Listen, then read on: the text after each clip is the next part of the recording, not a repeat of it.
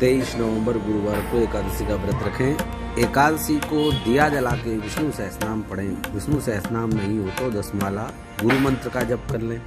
अगर घर में झगड़े होते हों तो झगड़े शांत हो जाएं, ऐसा संकल्प करके विष्णु सहस्रनाम पढ़ें तो घर के झगड़े भी शांत होंगे। अकाल मृत्यु से रक्षा हेतु विशेष आरती। देवउठनी एकादशी, देव जगी एकादशी के दिन संध्या के समय कपूर से आरती करने से आजीवन अकाल मृत्यु से रक्षा होती है। एक्सीडेंट आदि प्रकार की जो मृत्युआं होती हैं उन मृत्युओं से रक्षा होती है, उत्पातों से रक्षा होती है। भीष्म पंचक 23 नवंबर 2023 से 27 नवंबर 2023 सोमवार तक पूर्णमासी तक भीष्म पंचक व्रत है। कार्तिक शुक्ल पूनम तक व्रत भीष्म पंचक व्रत कहलाता है। एकादशी से लेकर के पूर्णमासी तक जो इस व्रत का पालन करता है उसके द्वारा सब प्रकार के शुभ कृत्यों का पालन हो जाता है। यह महापुण्यमय व्रत महापातकों को नाश करने वाला है।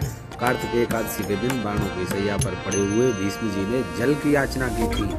तब अर्जुन ने संकल्प करके भूमि पर बाण मारा तो गंगा जी की धारा निकली और भीष्म जी के मुंह में आई। उनकी प्यास मिटी, तन मन प्राण संतुष्ट हुए। इसलिए इस दिन को भगवान श्री कृष्ण ने पर्व के रूप में घोषित करते हुए कहा कि आज से लेकर पूर्णमासी तक जो अर्घ से भीष्म जी को तृप्त करेगा और इस भीष्म पंचक का व्रत का पालन करेगा उस पर मेरी सहज प्रसन्नता होगी। कौन करे व्रत? निसंतान व्यक्ति पत्नी सहित इस प्रकार का व्रत करे तो उसे संतान की प्राप्ति होती है। जो अपना प्रभाव बढ़ाना चाहते हैं, वैकुंठ चाहते हैं, श्लोक में सुख चाहते हैं, उन्हें यह व्रत करने की सलाह दी गई है। जो नीचे लिखे मंत्र से भीष्म जी को अर्घ करता है वह मोक्ष का भागी होता है। तो इस प्रकार व्याघ्र पद गोत्राय सांकृत प्रवराय च अपुत्राय रामेत उदकम भीष्म वर्मणे वसुनावताराय शांतनोत्मजाय च अर्घम ददामि भीष्माय आजन्म ब्रह्मचारिणे। जिनका व्याघ्रपद गोत्र है, सांकृत प्रवर है, उन पुत्र रहित भीष्म वर्मा को मैं ये जल देता हूँ। वसुओं के अवतार शांतनु के पुत्र आजन्म ब्रह्मचारी भीष्म को मैं अर्घ देता हूँ।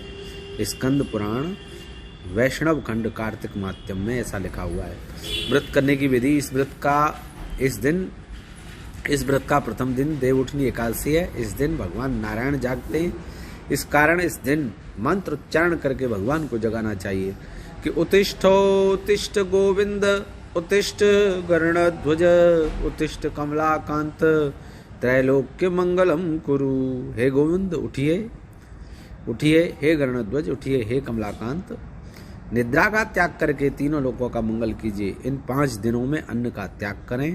कंद मूल फल दूध अथवा हविष्य विहित सात्विक आहार जो यज्ञों के दिनों में किया जाता है वो लें।